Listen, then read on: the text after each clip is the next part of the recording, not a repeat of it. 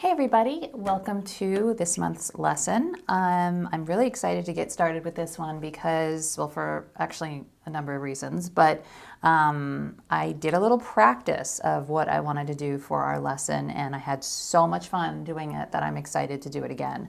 And as you guys know, we've been working in the primaries this month, looking at the primary colors, looking at color mixing, and kind of diving deep into color and emotion, color and expression, and just kind of figuring out a little bit more about color. Because color is really the language of an artist in many ways, as well as all the other elements of art, you know, line and shape and form and all the things we just discuss in the magazine, the 7 elements of art.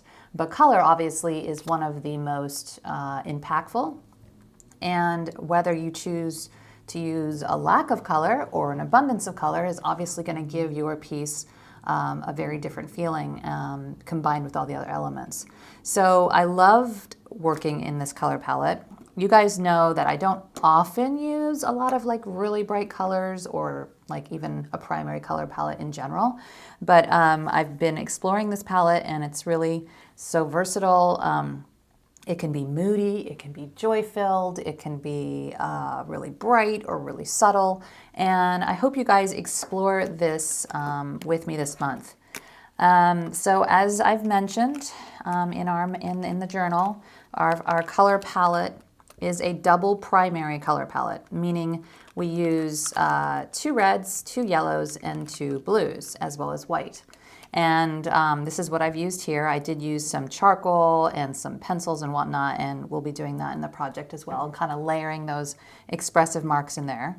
But basically my colors for my cool red, I've got a Rose Madder, and this is just the Arteza brand. I listed a bunch of different cool reds in the magazine, so you can check that out if you don't have Rose Madder. For my warm red, I'm using Vermilion Red, which is pretty much like a cadmium red. Medium, I would say. For my yellows, I'm using Indian Yellow, which is basically an orange. It's very, very warm. And then I'm using the Yellow Lemon, which is a cool, bright yellow, which is wonderful. And then for my blues, my warm blue is actually my ultramarine. And when I say warm blue, I mean that it leans more purple and not so much green. So ultramarine is considered that kind of color. It's the warm blue in this palette. And then my cool blue is the phthalo blue. And so the phthalo blue tends to lean more towards green, which makes it the cool blue. And so it's amazing how many colors you can get out of those colors. It's crazy. You know, really, I know we buy a lot of store-bought paints and a lot of the beautiful, you know, colors that you can buy, and they're all really fun, right? But at the end of the day, especially if you're on a budget, you don't actually need all those colors, and you learn so much about color when you start limiting the amount of paints that you have and you start mixing. That's when you really start learning, and you guys can hear me talk about that in the other video that I made about the color mixing exercise. So we're going for expressiveness, we're going for loose marks, we're going for kind of some play. You know, I think one of the things about, you know, when you start learning about how you like to express yourself in your art, it really is about experimentation. It's about trying things on, seeing how things feel, using different materials to get different effects, and just kind of seeing what resonates the most with you. It's going to be different for everybody. So for this project, for this portrait, don't feel like you have to go very realistic. You can if you want to, but if you want it to be more abstract, more expressionist, impressionistic, whatever, go for it. Remember, you're the boss. You're in charge, and you don't have to do what anyone else is doing. You can do something totally different. And I think that's something that I have to remind myself of all the time, that I don't have to make something hyper-realistic for it to be valuable, or you know, I can collage part of a face on and that's fine, or I can transfer a face and that's fine. It's more about the experience of creating, right? So let's get to it. I am using my watercolor sketchbook. This is a Canson watercolor sketchbook. Yeah, I'll put the size in there for you guys. I can't remember off the top of my head right now. But this is a cold press watercolor mixed media sort of paper. It takes product really well. I'm going to probably be using some gesso in the mix. So you'll see me kind of adding that in there, and that'll add some texture. I have this girl. I just did a basic sketch of her really quick. She is from Unsplash, and this is her here. I just thought she was really, really sweet and really interesting. I've actually drawn from her before. So I went ahead and just did a really quick sketch of her. If you're not feeling comfortable about doing figures or faces, and I say this in other videos, please feel free to transfer to collage, whatever it takes for you to get there so that you can have the experience of painting. Obviously, drawing is an incredible skill to have, but it takes years of practice to get really good at faces and figures and whatnot. So if you're not there yet, don't worry, you still get to play with this project. So go ahead and transfer your face on if you need to, and don't feel bad about it. I'm going to put out these colors on my palette here. I'm going to do kind of an underpainting, and it gets really messy. I'm going to warn you, it's going to look weird for a while, and then it will hopefully come together. But yeah. I also wanted to mention, guys, that this kind of style, or kind of what got me inspired to try painting like this, is an artist by the name of Celine Ranger. She's an amazing artist. She does a lot of subtle primary palettes, and she kind of got me thinking about trying this and this sort of look. Her look is actually a lot softer than mine in most cases, but I wanted to let you guys know to check her out if you want to see her work. All right. Okay, so the first thing I'm going to do is get out some color here. And I'm trying to remember, it's always funny when I do something and then I have to try and do it again. I think I'm going to mix up sort of a neutral dark, which is going to kind of be like a bit of an umberish sort of color. So I'm putting out my ultramarine blue. I'm putting out a little bit of the vermilion and some of the Indian yellow. You can see that Indian yellow is quite orange, so it makes for a great warm yellow. And of course, white. Another tip that I've been doing lately, guys, is I'm using 2 jars of water, and I'm actually rinsing my brushes twice. And that is actually helping to keep my paint a little bit more pure. So that's an idea to try. I started learning that from practicing with watercolor, and a lot of the watercolor artists do that. And I thought, well, if watercolor artists do it, I bet it's good for us acrylic artists too, or mixed media artists. So I am gonna start, I think, with this brush. This is an Artie Shills brush. It's a number 6 round, and I'm gonna kind of just mark out where my darks are.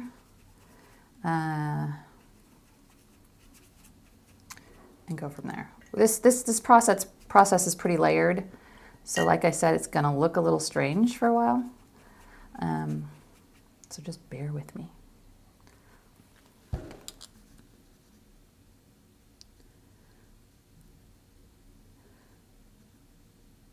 So I'm basically gonna have to build back in a lot of these features. That's why I didn't take a lot of time in drawing them, because I'm going to paint over most of everything, and that's just how it's going to work. But you'll see we're going to build it back up, so don't stress. And I should really be looking at my reference picture. Hello. Don't forget to look at your reference picture. And there's not a lot of shadow on her, really. It's kind of quite a sort of lighter value going on, but I'm going to intensify it a little bit, because when I start to build up the skin, you guys are going to see I'm going to go over everything pretty much.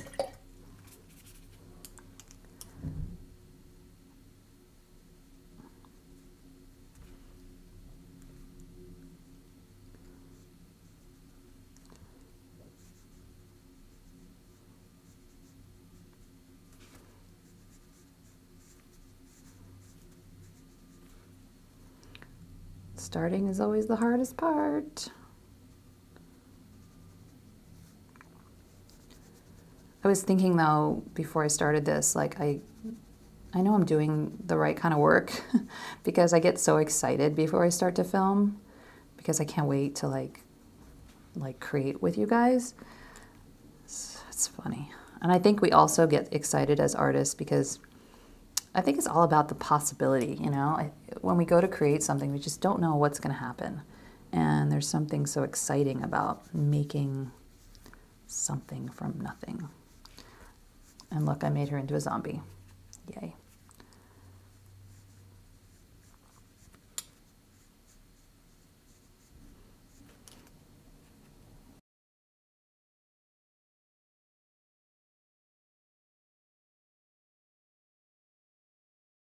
And I'm not worried about like really much of anything right now because this is just the beginning. Just basically getting some color down, some value down, so that I can work from there. I always find painting this way especially, it's sort of like sculpting. Like if you don't have any clay in your hands, you can't make a form, and I feel the same way about paint. It's like you got to get some paint down so then you have something to work with. Otherwise, there's just nothing. There's nothing to structure. There's nothing to form. So I can go back in now and kind of remind myself where these darks are.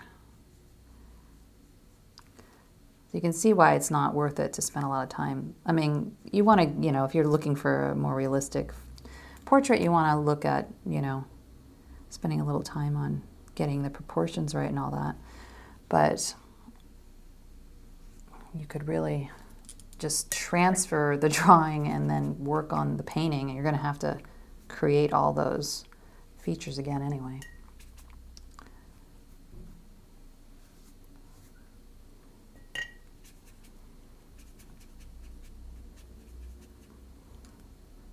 And I know this is looking dull right now, but we will be adding the color in a little bit.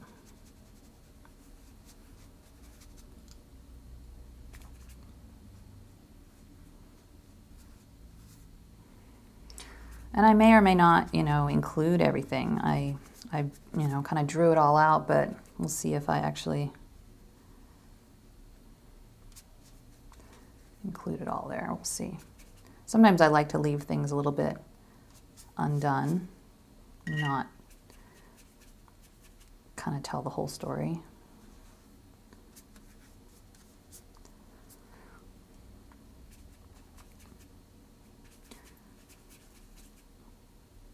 So you can see by mixing the ultramarine blue, a little bit of the vermilion, and some of this Indian yellow, you get kind of a neutral purplish brown.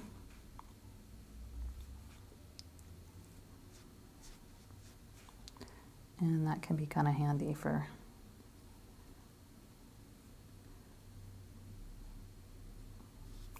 I'm trying to be loose.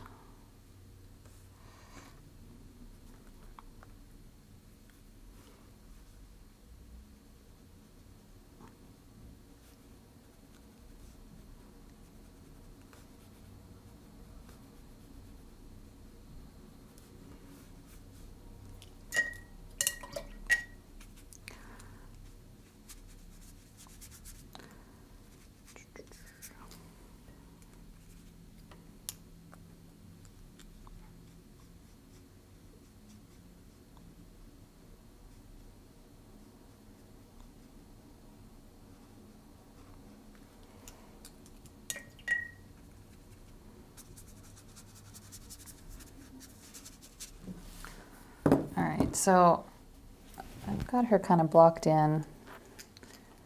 You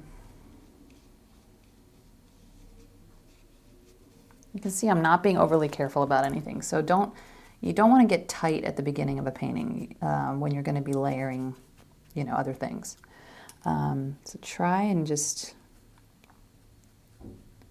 stay present and not get too freaked out. Because the beginning often feels a little crazy. That's just part of it, at least for my process, not everyone. I mean, when I was working with watercolor, it was like, wow, that's a whole different thing. Really fun, but very different.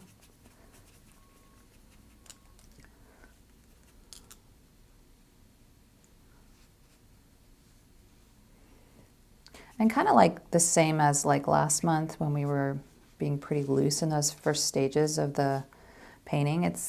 This is kind of where I'm at with that too. It's just getting some color down, some marks, and letting it kind of evolve.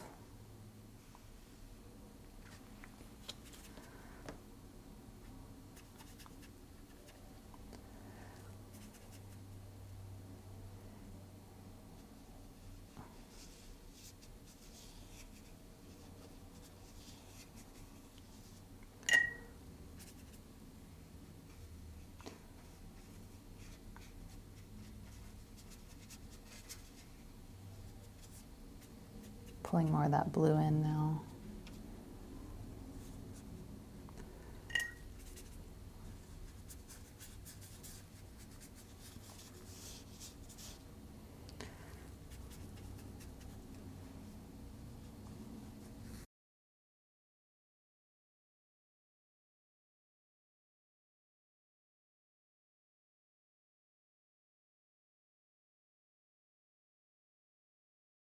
Okay, so I'm going to let this layer dry. I'm going to hit it with the dry real quick. And then I'm going to do some more washes with some of the more intense color, similar to some of this stuff going on around here. And then we'll start working on the face and keep going. Okay, let's change brushes. Let's do this guy. This brush is actually one I got in England. It is a Pro Art 007 English brush. It's a number 16 actually. So, this is actually, I think, like a watercolor brush, but I just use it for whatever I want. So I'm going to put out my other red. Where do I want to put you? I'll put you just up here. Oh, nope, that's the same red. Sorry. Putting out my Rose Madder, which you're going to see is kind of like an alizarin crimson, leaning towards more blue in it rather than orange, which is what makes it cool. I got my ultramarine out, phthalo blue. Put that one out. And I'm going to put my lemon yellow out as well.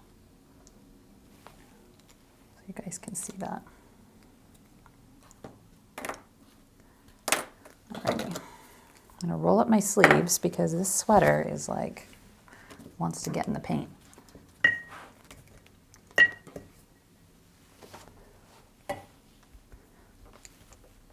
Okay. All right, let's see here. Let's do some. Let's do some red up here. Let's see how that goes. And remember, we can cover up anything we don't like. Then this color will be in there. It's like part of the party, you know?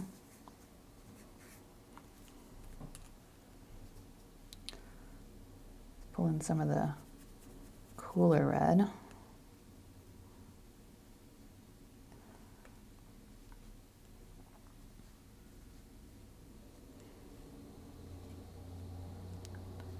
Remember, red's obviously a really powerful color. We tend to gravitate to it. If it's on the page, it's typically what we look at first.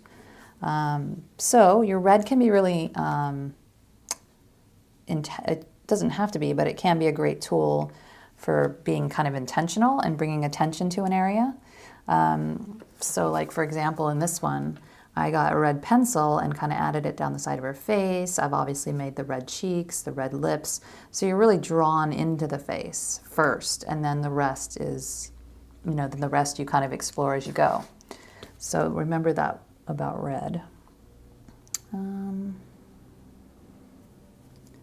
this is where you can really just play with the color. Don't feel like that you're like married to anything right now.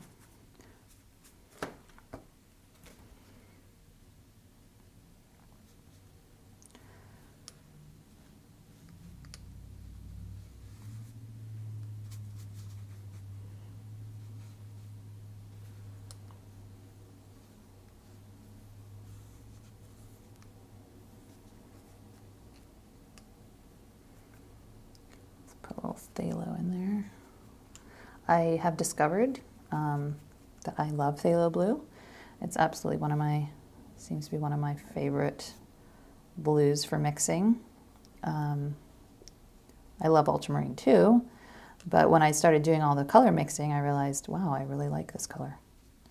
Because a lot of the colors I was able to mix with it are some of my favorites. Obviously, blue is a cooler color, so it tends to visually recede.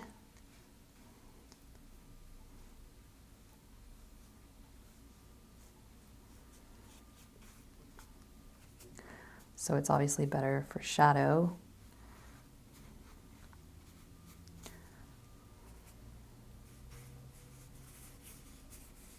That's why you often see in landscape paintings, you know, the mountains are blue in the back, you know, way off in the distance, because, you know, ultimately that's how light works.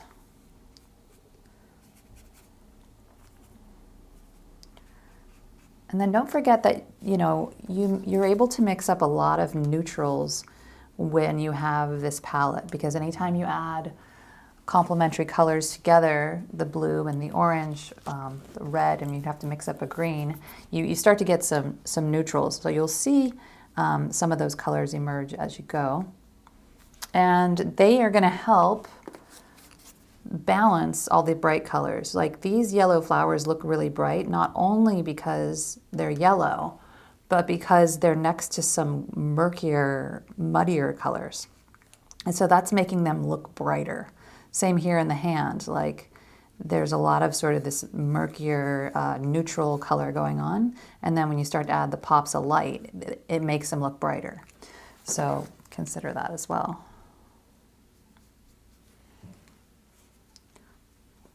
So I might consider that my first pass. So let's go ahead and start to work on the face, because that's our favorite part, right? Now with this face, I didn't mix up skin tones. I actually used white, and there's some watercolor pencil in there and some pinks, and so you'll see how we do that. Hopefully it works out the same way.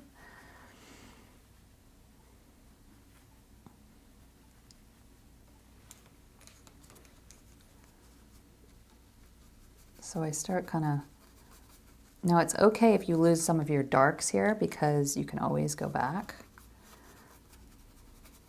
I'm using my favorite little scrubby brush, which is the Princeton Select No. 6 round blender.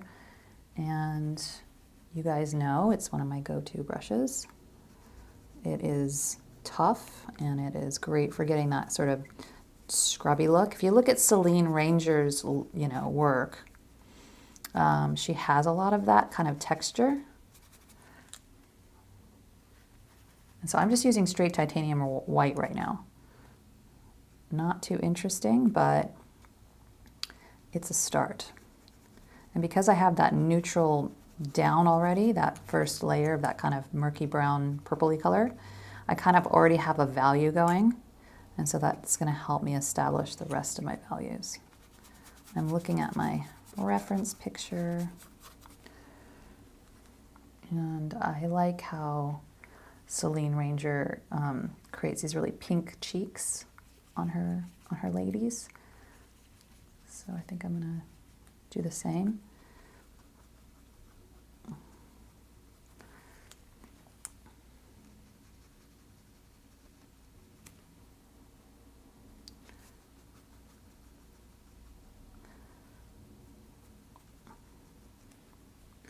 And you do not need much red in your mixture to get extremely warm pinks.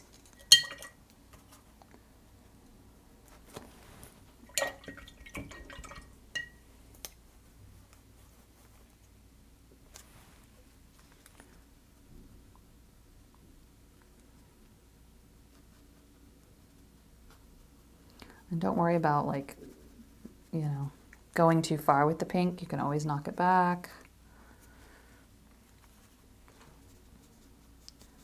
The trick with this sort of scumbling technique is that you want to make sure you let the paint underneath dry, or you'll start picking up the color under, from your first layer, and it'll drive you crazy.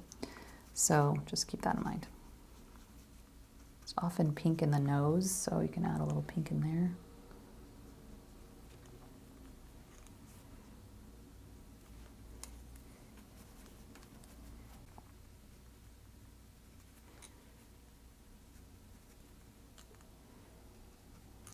So I'm looking to see where there's light that comes in, and I'm very roughly just kind of adding it in. See right here, it's starting, that I didn't let it dry enough, so it started picking up the underlayer.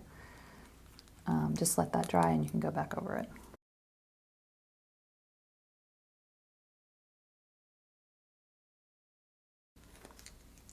I actually found using gesso in the mix was actually quite helpful too. And the reason is that gesso has a little bit more grit to it than a titanium white, just a straight titanium white. Hello, gesso. Thanks for showing up. Okay.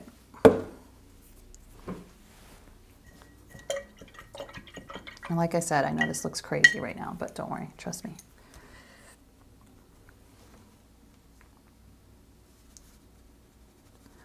The reason I quite like using gesso in the mix is, like I said, it has a little bit more tooth, but it also kind of blends everything a little bit together. I think a little bit better than the just the straight white. Like, so if you have a watercolor pencil down or anything else, it's gonna kind of blend everything together.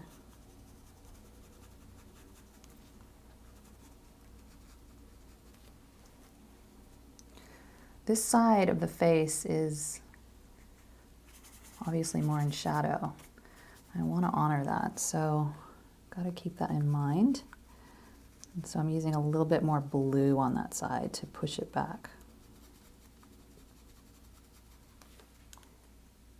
And then it's really quite dark. If you look at the value shift between her chin and then below her chin on her neck, it's quite dark. And so that is going to push the chin forward.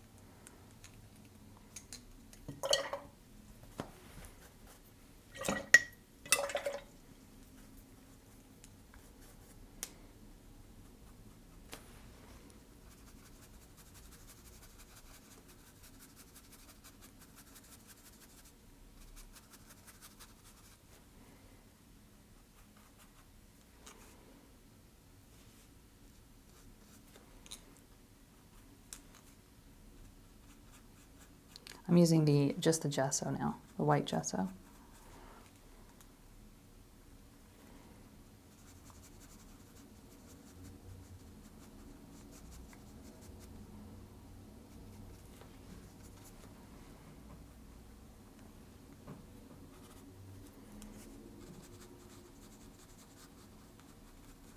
A bit of light that hits down here, but it's not too bright. And then their hair is quite dark.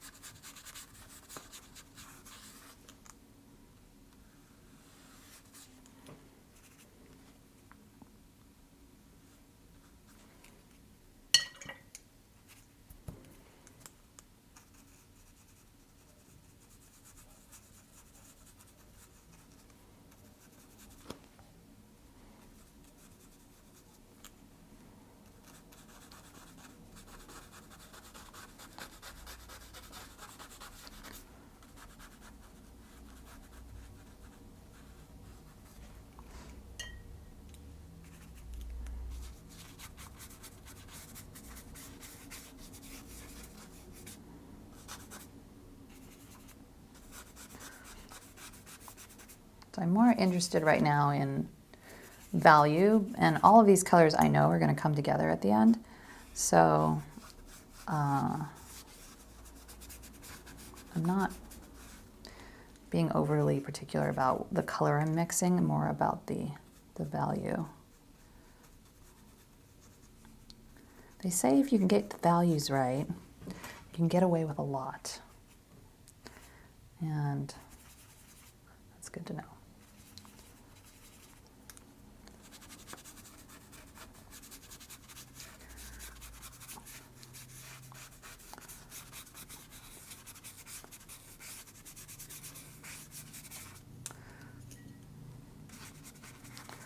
And again, I want to stay loose. I don't want to get overly precious with it yet.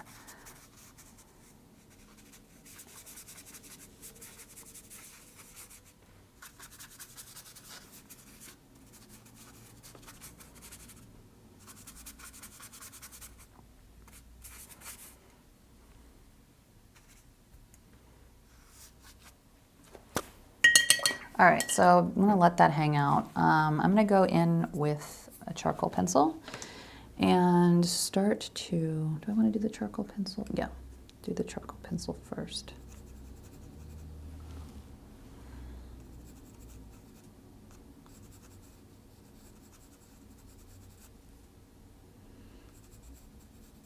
Kind of just going back in and going over my darks a little bit.